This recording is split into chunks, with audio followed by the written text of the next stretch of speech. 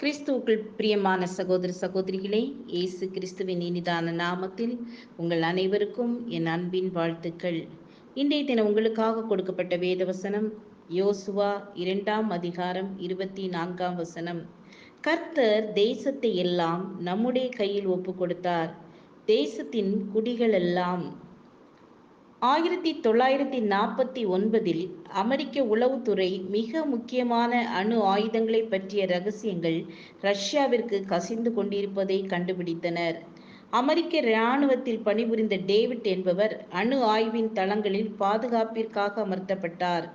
அவரது அக்கா மற்றும் அக்காவின் கணவருடன் சேர்ந்து அணு ஆயுதங்களின் வரைபடங்கள், பிற கணக்குகளை ரஷ்ய அரசின் உளவுத்துறைக்கு அனுப்பி வந்தார்.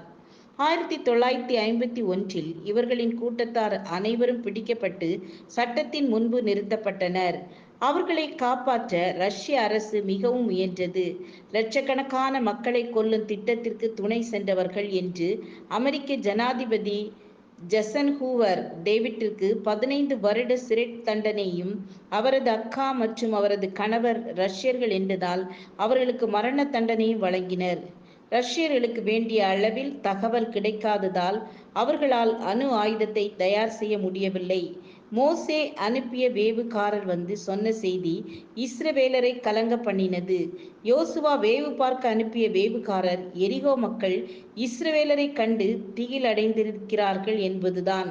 வேவுகாரருக்கு அடைக்கலம் கொடுத்த ராகாப் கர்த்தர் உங்களுக்கு தேசத்தை ஒப்பு கொடுத்தார் என்று கூறினதை அவர்கள் யோசுவாவிடம் அறிவிக்கின்றனர். இந்த தகவல் யோசுவாவையும் இஸ்ரவேலர் அனைவரையும் பலப்படுத்தியது.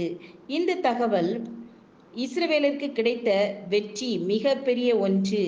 யோசுவாவின் புத்தகத்தில் கானானை சேர்ந்த 31 பெருநகரங்களையும் அவற்றின் கிராமங்களையும் யோசுவாவை வென்று இஸ்ரவேல் மக்களுக்கு பங்கிட்டு கொடுத்தார். இதே போலவே தான் கிதியோனையும் ஆண்டவர் பலப்படுத்த அவரை மீதியானியரின் பாளையத்திற்கு அனுப்பினார். எரிகோ போன்று நம் வாழ்வில் வரும் போராட்டங்களிலும் வெற்றியை தேவன் நம் கையில் ஒப்பு கொடுத்து விட்டார். நாம் பயப்படாமல் ஒரு செய்தி, உன் கையில் ஒப்பு கொடுத்து விட்டேன் என்பதே. நம்மை ஆயத்தப்படுத்தி தேவன் நம் கையில் ஒப்பு கொடுத்த காரியங்களில் வெற்றி பெறுவோம். ஜெபம் செய்வோம்.